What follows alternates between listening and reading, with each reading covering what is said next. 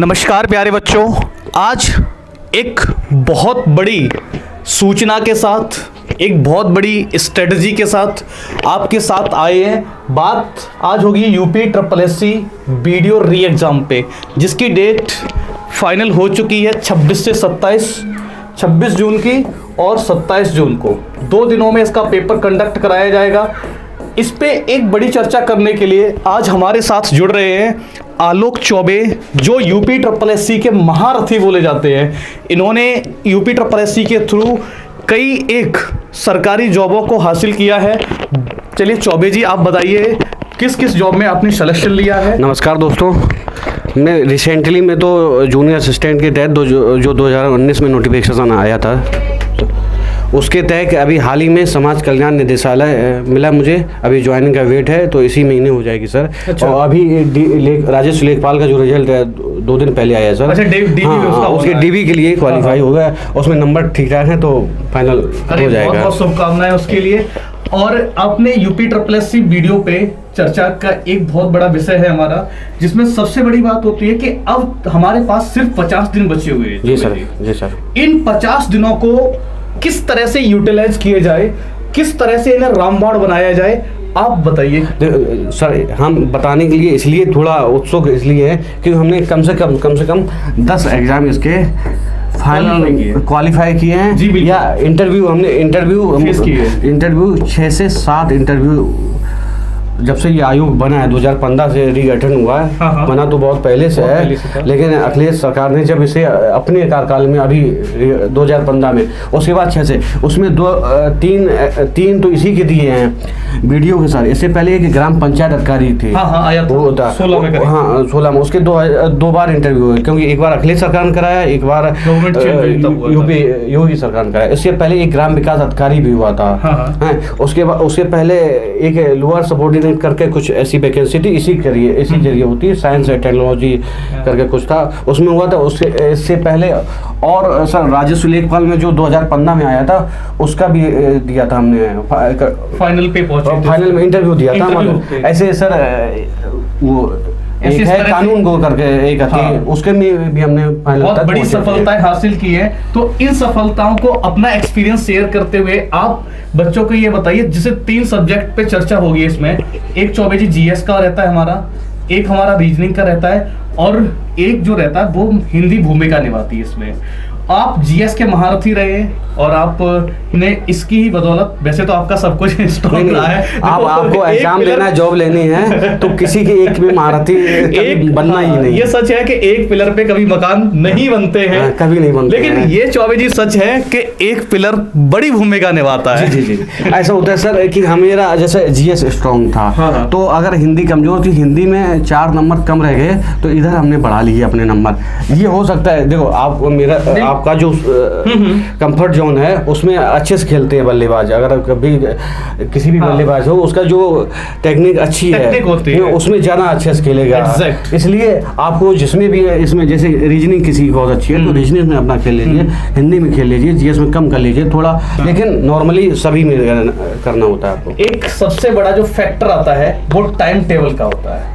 Time table बच्चों को किस तरह से बनाना चाहिए, उसकी चर्चा कर सकते हैं। टाइम टेबल के लिए देखो, हमने 6 से 7 इंटरव्यू दिए हैं और लगभग 10 एग्जाम क्वालिफाई किए हैं, जिसमें 2 एग्जाम, एक एग्जाम में तो हम ज्वाइनिंग निदेशालय में, समाज कल्याण निदेशालय में, और एक डीवी के लिए। आपको बताइए सर, इसके हमने जो अपना आजमाया है वही बता रहे हैं, अनुभव साझा करें। अनुभव है, और आपका सबका अपना अपना अलग अलग होता है, लेकिन एक फॉलो कर सकते हैं आप जी। अगर आपको टाइम टेबल के लिए अभी 50 दिन है, डेली एक मॉक टेस्ट आप जरूर लगाइए, किसी भी का लगाइए, लेकिन डेली एक लगाइए। आप ऑफलाइन लगाइए या ऑनलाइन लगाइए, देखिए उसमें क्या कमी है, क्या नहीं कमी है, या किस पे वर्क करना है, उसे प्रॉपर देखिए आप उसको। चौबे जी, आपकी बात को बढ़ाते हुए मैंने लिख दिया एक मॉक बच्चों के लिए डेली, एक मॉक डेली। जी सर, एक मॉक डेली लिख दिया। इसके बाद आपको अगर 10 घंटे पढ़ना है सर, 10 घंटे डेली काम चल जाएगा, इससे काम चल जाएगा सर। ठीक है, 10 घंटे अगर पढ़ना है। मॉक के अलावा मॉक में 2 घंटे लग गए। हाँ, मॉक के अलावा 10 घंटे, मॉक में 2 घंटे लग गए। ठीक है, फिर उसके बाद 10 घंटे, जैसे 10 घंटे में अगर आप 5 घंटे नया पढ़ते हैं, नया मतलब पढ़ते हैं। हाँ, कुछ डिफरेंट पढ़ते हैं, जैसे हिस्ट्री मान लीजिए। हाँ, हिस्ट्री पढ़ हमने अब देखना है, या ज्योग्राफी देखना है, या रीजनिंग सर देखना है, हिंदी देखना है। 5 घंटे आप डेली अलग से पढ़े, लेकिन अगर जब 5 घंटे पढ़ने इसे दे रहे हैं तो हमें 3 घंटे रिवीजन भी चाहिए। पिछला जो पढ़ा है हाँ, अगर रिवीजन नहीं करेंगे सर तो आपका कोई भी मतलब नहीं रहेगा। आजकल हम लोग रिवीजन नहीं करते हैं, ठीक है। हाँ, अगर रिवीजन भी करते हैं तो इसके बाद भी एक है प्रैक्टिस, तो 2 घंटे आपको प्रैक्टिस मतलब किस टाइप की? माने ये आपने ये 5 घंटे हमें बताया, थ्योरी हो गई, थ्योरी की, हाँ, ठीक है। ये भी रिवीजन थ्योरी का हो गया, रिवीजन हो गया। हाँ, ये आप क्वेश्चन कहीं से भी मिले हैं, आप उस टॉपिक के हाँ, कहीं से भी ऑनलाइन यूट्यूब पे या कोई कोचिंग के माध्यम से आप पीडीएफ वगैरह निकलवा लेते हैं, तो उस माध्यम से कहीं भी है तो आप क्वेश्चन फॉर्मेट में जब तक नहीं करेंगे आप तब तक उसका कोई मतलब नहीं रहेगा। अब हमने टाइम टेबल में एक बात आपकी इंक्लूड कर दी, 10 आवर्स डेली और एक मॉक टेस्ट के लिए। अब बात करते हैं जीएस को किस तरह से डिस्ट्रीब्यूट करना चाहिए। सर, जीएस के इसमें सबसे बड़ा फोकस रहता है कि आपका करंट अफेयर और पीवाईक्यू और यूपी जीके। हाँ, जिसकी यूपी जीके, ये बात आपकी स्टार लगा के लिख दे रहे हैं हम। हाँ। यूपी जीके एक बड़ा रोल प्ले करती है, ठीक है, यूपी। और इसमें दोस्तों, इसमें आपको कॉन्सेप्ट नहीं क्लियर करना है। क्या करना है फिर? हाँ, फैक्ट आप सिर्फ फैक्ट याद करना। जैसे आपका प्लासी का युद्ध हुआ, उसमें और ज्यादा अंदर नहीं जाना, उसमें कब हुआ, किसने किसको हराया और कहाँ हुआ, इतनी होता है। इसलिए कॉन्सेप्ट क्लियर, कॉन्सेप्ट नहीं, सिर्फ फैक्ट आपको पढ़ना होते हैं। फैक्ट मतलब हिस्ट्री के भी फैक्ट, ज्योग्राफी भी फैक्ट, किसी भी फैक्ट, और इकोनॉमी भी आती है ना इसमें। इकोनॉमी इतना बड़ा पोर्शन नहीं, आप बड़ा पोर्शन नहीं छोड़ सकते हैं सर। करंट अफेयर्स का पोर्शन होता है। हाँ, इकोनॉमी जो है करंट से क्लियर हो जाएगी। हाँ सर, ठीक है। दूसरी चर्चा का वैसे रीजनिंग, उस पर मैं अभी चर्चा करूंगा, लेकिन उससे पहले मैं हिंदी से आपसे ताल्लुकात कराना चाहता हूँ। हिंदी का क्या स्ट्रेटजी रहना चाहिए? सर, हिंदी आपको देखो, कोई भी सब्जेक्ट है हम लोग क्या करते हैं, हिंदी को बड़ा इजी ले लेते हैं, साधारण हल्के में ले लेते हैं। और एक्चुअल में जो यूपी बोर्ड वाले बच्चे होते हैं ना सर, तो वो इस बात को ज्यादा हल्के में ले जाते हैं। हाँ, वो जाते, मेरा तो हिंदी तो आती है, मेरा तो है ही सही है, लेकिन वही खा जाते हैं। हाँ। इसलिए आप प्रॉपर बांट लीजिए कि मुझे रीजनिंग में कितना देना है समय, जीएस में कितना देना है, और हिंदी लगातार डेली रीजिए कंटिन्यू। ये नहीं कि हमने सिर्फ एक दिन बैठे पूरे दिन हिंदी निपटा दी। हाँ। क्योंकि अगर इसका भी प्रैक्टिस नहीं करोगे तो आप पैटर्न बदल गया पूछने का। हिंदी में 2 चीजें बच्चों को थोड़ा मुश्किल कर देती, जैसे एंटोनिम्स, सिनोनिम्स, क्या बोलते हैं,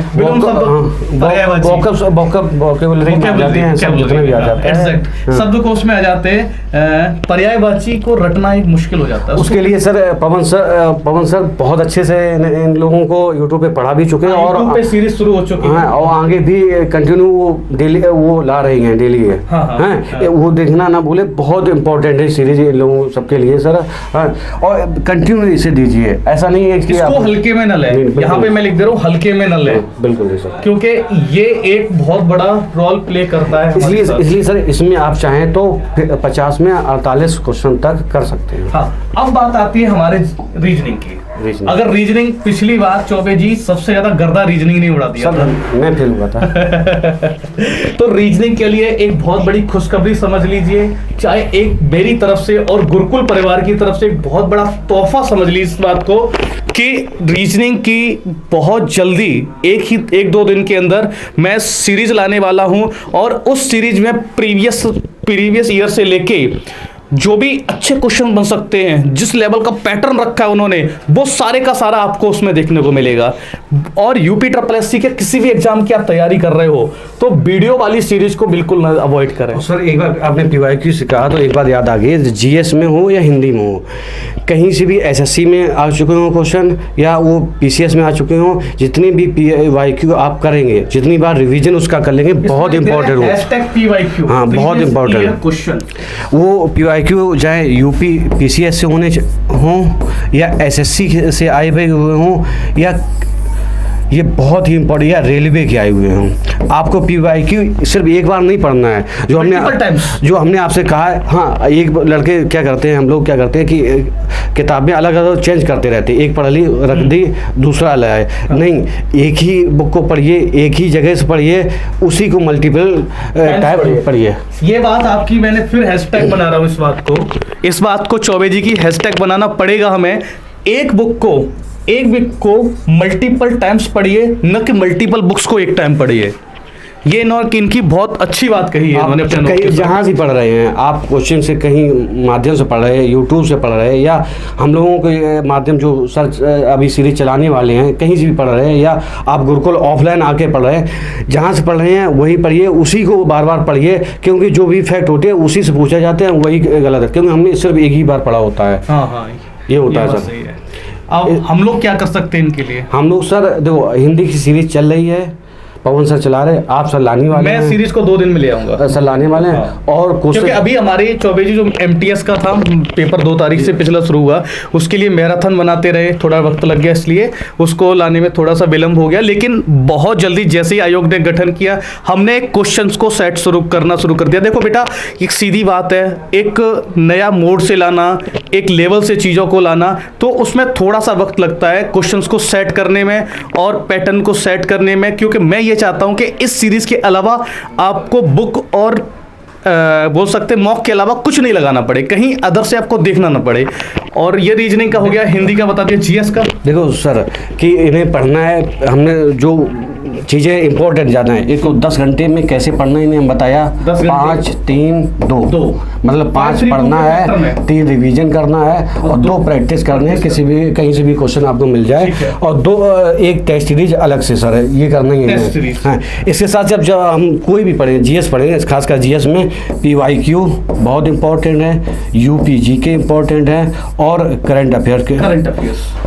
हाँ, इसके अलावा आप लूसेंट को अगर आप घर से पढ़ रहे हैं, अपने आप से पढ़ रहे हैं, तो लूसेंट बोर्ड को जितनी बार ज़्यादा से ज़्यादा पढ़ें। छोटकर ये रामबाण है, मतलब जितनी बार पढ़ें आप, अगर आप कहीं से नहीं पढ़ रहे तो ये इतना GS के लिए सफिशिएंट है। और सेलेक्टेड क्वेश्चंस हमारे चैनल पे आपको मिलेंगे। बहुत सर ऑफलाइन भी बैच शायद के बाद आने वाले हैं, बहुत जल्द सूचना मिल जानी चाहिए आपको, बहुत माध्यम मिल जाए। उसमें भी आपके लिए बहुत इंपॉर्टेंट से डिजाइन किया है सर ने, उसमें सीधा शिव सर का आपके साथ मार्गदर्शन रहेगा। उनका सब्जेक्ट नहीं है क्योंकि मैथ नहीं है, लेकिन रीजनिंग के भी, लेकिन वो मार्गदर्शन में हम लोग काम करेंगे। नहीं सर, रीजनिंग के 2 या 3 टॉपिक ऐसे हैं जो वो खुद पढ़ाएंगे। अच्छा, फिर तो हमारे साथ मुझे एक गौरव महसूस होगा इस बात का। खुद से सर आपके साथ जुड़े रहेंगे, इसलिए और बेहतर हो सकेगा। आप कहीं से भी पढ़िए, लेकिन जो स्ट्रेटजी आपको बताई है उससे फोकस करते रहिए। ठीक है, ये चर्चा का विषय में आने के लिए बहुत बहुत धन्यवाद चौबे जी। एक महत्वपूर्ण समय निकाल के आज हमारे साथ साझा किए हैं, उसके लिए इनका बहुत बहुत आभार हमारा और हमारे परिवार की तरफ से। मेरे परिवार का हिस्सा हैं चौबे जी, आज भी हैं, सिलेक्शन होने के बाद भी। बहुत बहुत शुक्रिया सर। धन्यवाद सर। धन्यवाद।